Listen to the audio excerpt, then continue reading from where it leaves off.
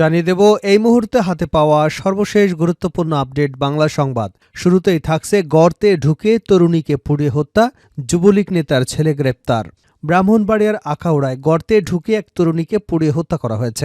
এ ঘটনায় ঘটনাস্থলে উপস্থিত ফারহান রনি নামের এক যুবককে আটক করেছে পুলিশ। মঙ্গলবার সকাল ৭টায় উপজেলার গাজীবাজার এলাকায় এ মর্মান্তিক ঘটনা ঘটে। আটক ফারহান রনি উপজেলার দক্ষিণ ইউনিয়ন যুবলীগের সাধারণ সম্পাদক শাহনেওয়াজ ভূঁইয়ার ছেলে। তিনি চিহ্নিত মাদক কারবারি বলে জানা গেছে। এবারে জানাবো প্রজ্ঞাপন প্রত্যাহার, অনির্দিষ্টকালের কর্মবিরতি ঘোষণা ইন্টার্ন চিকিৎসকদের। টানা ৩ দিনের কর্মবিরতির পর ইন্টার্ন চিকিৎসকদের ভাতা বাড়ানো হয়েছে আবারও ৫,০০০ টাকা। তবে সরকারের এমন সিদ্ধান্তকে ওয়াদার ভঙ্গ বলছেন ইন্টার্ন চিকিৎসকরা। তারা বলছেন, নবম গ্রেড সমপরিমাণ ভাতার ওয়াদা করে ৩০,০০০-এর প্রজ্ঞাপন আমরা প্রত্যাখ্যান করলাম। আমরা এমন সিদ্ধান্তের তীব্র নিন্দা জানাচ্ছি।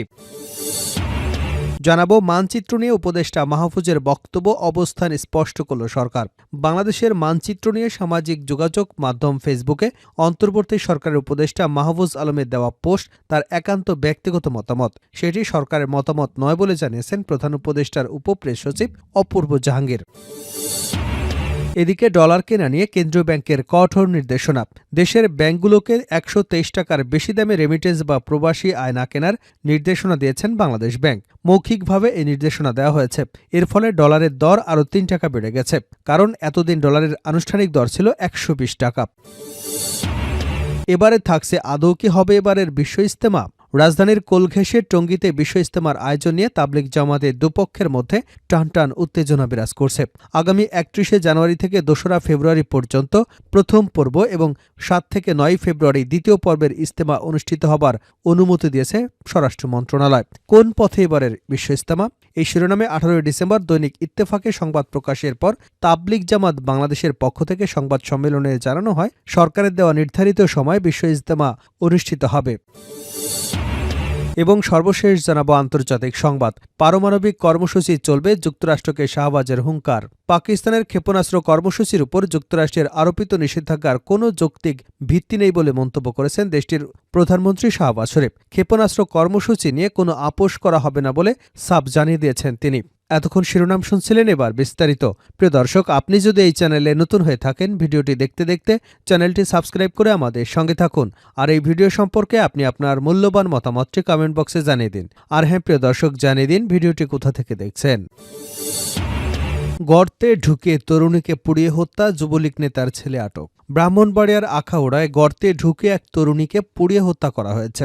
এ ঘটনায় ঘটনাস্থলে উপস্থিত ফারহান রনি নামের এক যুবককে আটক করেছে পুলিশ। মঙ্গলবার সকাল ৭টায় উপজেলার গাজীবাজার এলাকায় এ মর্মান্তিক ঘটনা ঘটে।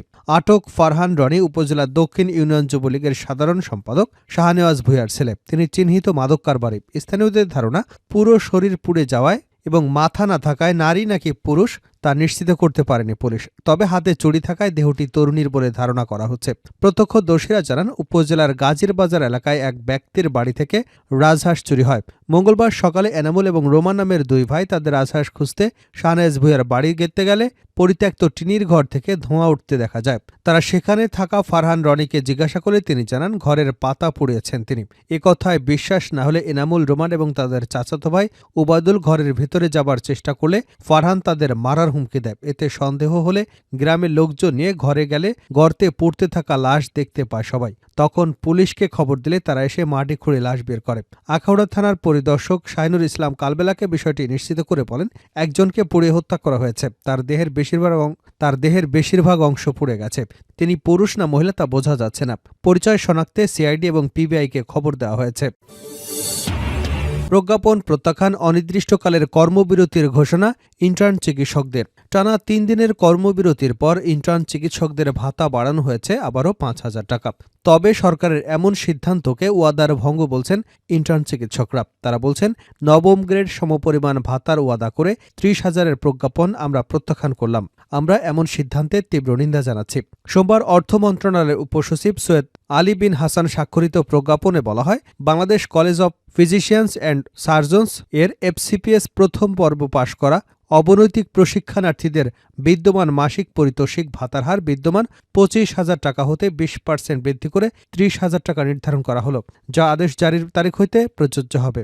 ডক্টরস মুভমেন্ট অব জাস্টিসের সভাপতি ডক্টর জাবির হোসেন কালের কণ্ঠকে বলেন, ভাতা বৃদ্ধির দাবিতে যতবার রাজপথে নেমেছি ততবার 5,000 টাকা করে বাড়ানো হয়েছে। এবারও তার ব্যতিক্রম হয়নি। মাসিক ভাতা 5,000 টাকা বাড়িয়ে 30,000 করা হয়েছে। এটা আমরা প্রত্যাখ্যান করেছি এবং প্রজ্ঞাপনে আগুনে পুড়িয়ে দিয়েছি।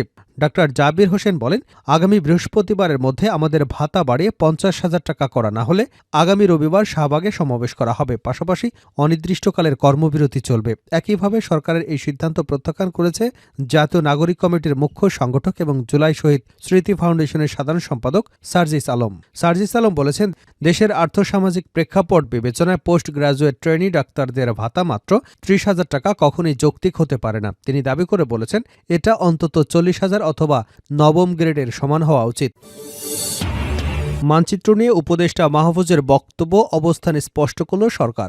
বাংলাদেশের মানচিত্র নিয়ে সামাজিক যোগাযোগ মাধ্যম ফেসবুকে অন্তর্বর্তী সরকারের উপদেষ্টা মাহফুজের দেওয়া পোস্ট তার একান্ত ব্যক্তিগত মতামত। সেটি সরকারের মতামত নয় বলে জানিয়েছেন প্রধান উপদেষ্টার উপপ্রেস সচিব অপূর্ব জাহাঙ্গীর। মঙ্গলবার ঢাকায় ফরেন সার্ভিস একাডেমিতে আয়োজিত মিডিয়া ব্রিফিংয়ে অপূর্ব জাহাঙ্গীর বলেন, ফেসবুকে মাহফুজ আলমের দেওয়া পোস্ট তার ব্যক্তিগত মতামত, এটি সরকারের কোনো মতামত নয়। গত 16 ডিসেম্বর বিজয় দিবসের রাতে উপদেষ্টা মাহফুজ আলম বাংলাদেশের মানচিত্র নিয়ে ফেসবুকে একটি পোস্ট দেন। কয়েক ঘণ্টা পর পোস্টটি ডিলিট করা হয়।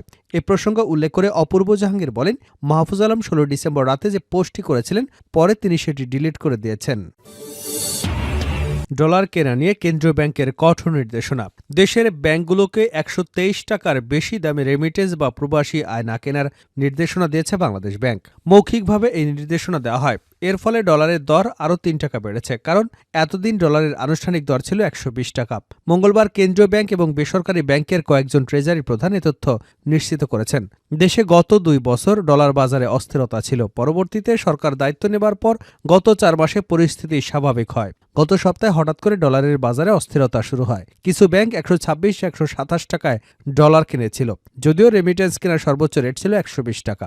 ব্যাংকাররা জানান, ডিসেম্বরের শুরুতে পুরনো আমদানি দায় পরিশোধের জন্য সরকারি কয়েকটি বেসরকারি খাতের একটি ব্যাংক বেশি দামে প্রবাসী আয় ডলার কিনতে শুরু করে। এতে অন্য ব্যাংকগুলো বেশি দামে ডলার কিনতে বাধ্য হয়। ফলে হঠাৎ করেই ডলারের দাম বেড়ে যায়। তবে বিদেশি মানি এক্সচেঞ্জ হাউস থেকে হঠাৎ বেশি দামে ডলার কেনায় 13টি ব্যাংক চিহ্নিত করে সাম্প্রতিক তাদের কাছে ব্যাখ্যা তলব করেছে বাংলাদেশ ব্যাংক। ব্যাখ্যা চাওয়ার তালিকায় রাষ্ট্রীয় মালিকানাধীন 2টি এবং বেসরকারি খাতের 11টি ব্যাংক ছিল। এরপর ব্যাংকগুলো রেমিটেন্সের দর কমিয়ে আনে।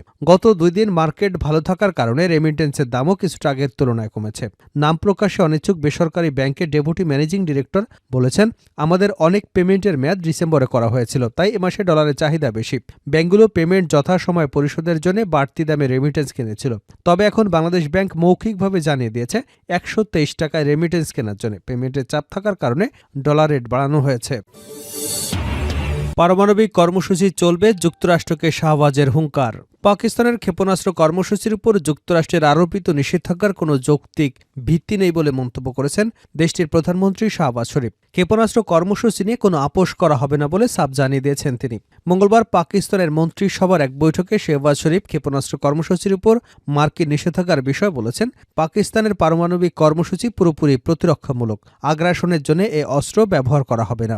দেশের নিরাপত্তা নিশ্চিত করতে পাকিস্তান কঠোর পদক্ষেপ নেবে বলে হুঁশিয়ারি দিয়েছেন তিনি। পাকিস্তানের জাতীয় নিরাপত্তা কমপ্লেক্স এবং অন্যান্য সংস্থার উপর সম্প্রতি যুক্তরাষ্ট্রের আরোপিত নিষেধাজ্ঞার বিষয়ে তীব্র অসন্তোষ প্রকাশ করেছেন তিনি। মন্ত্রিসভার বৈঠকে মার্কিন নিষেধাজ্ঞার ব্যাপারে কড়া প্রতিক্রিয়া জানিয়েছে শাহবাজ।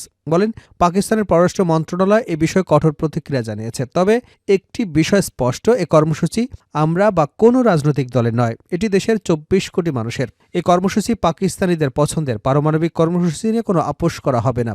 পুরো জাতি এই ইস্যুতে ঐক্যবদ্ধ।